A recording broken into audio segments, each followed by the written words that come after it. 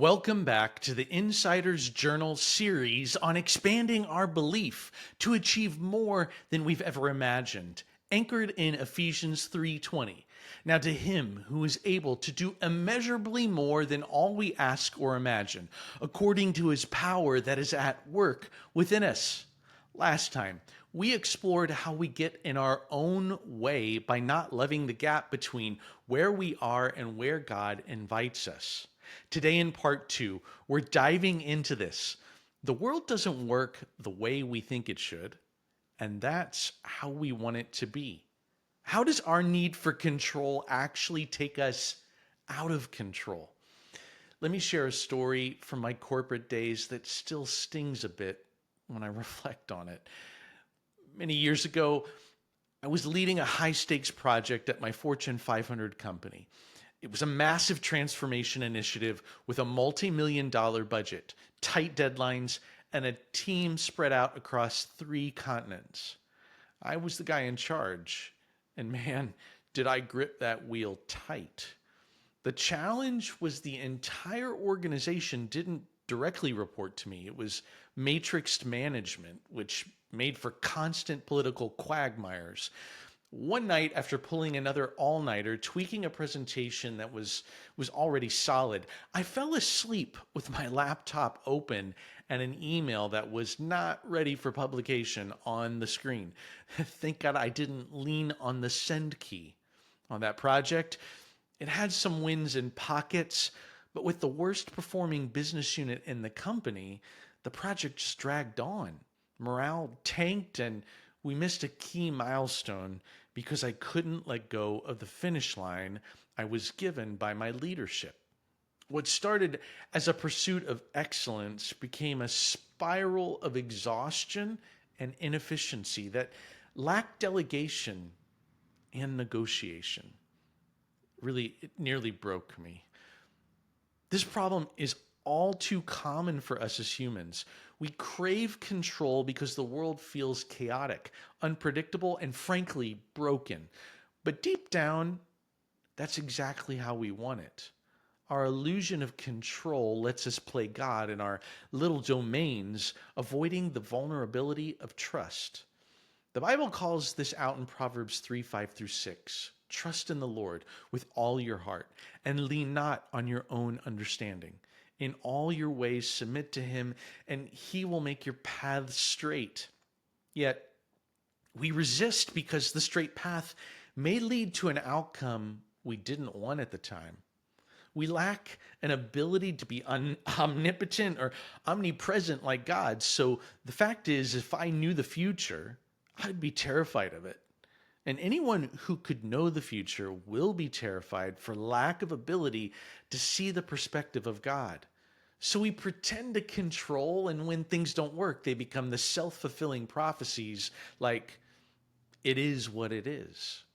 This need for control manifests as overworking, delegating poorly, if at all, or manipulating outcomes, which ironically leads to burnout, strained relationships, and missed opportunities for kingdom impact. We tell ourselves we're being responsible stewards, but really, it's unbelief in disguise, doubting that God's sovereignty is enough.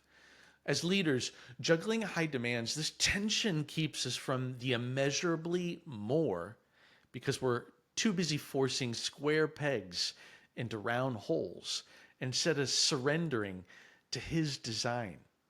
So what's the action?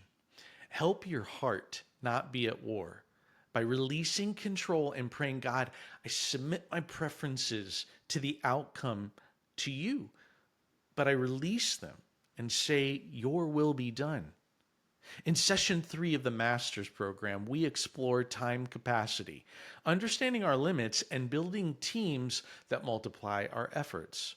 Practically audit where your heart is at war.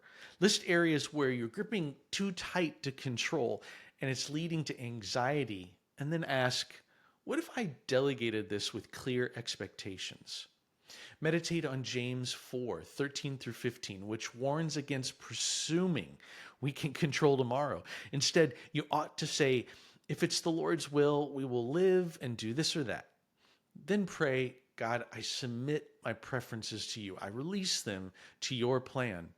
Coach yourself by starting small. Hand off a task this week and pray for God's power to work through others. For us in leadership roles, this means fostering cultures of trust in our organizations where we're empowering teams for greater innovation and eternal perspective rather than hoarding authority. Here's the resolution. When we let go, God steps in with his immeasurably more. After my near complete burnout, I changed my approach on that project. I moved from a I deserve and I know better control mindset to seeing the humans who were across from me and their occurrence of the challenges that we faced. The initiative not only got back on track, but exceeded goals with fresh ideas I never would have conceived alone.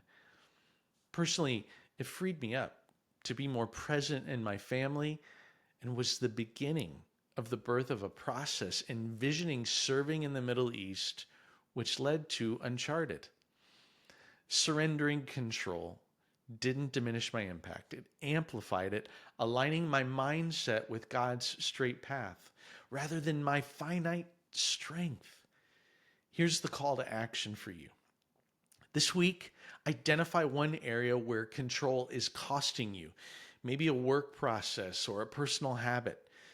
Delegate it or release it in prayer, then journal how God shows up. Share your insights with a fellow TMP member or alum to make a growth commitment.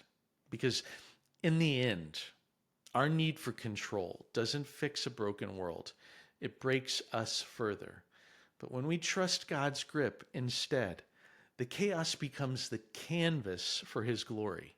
See you next time for part 3.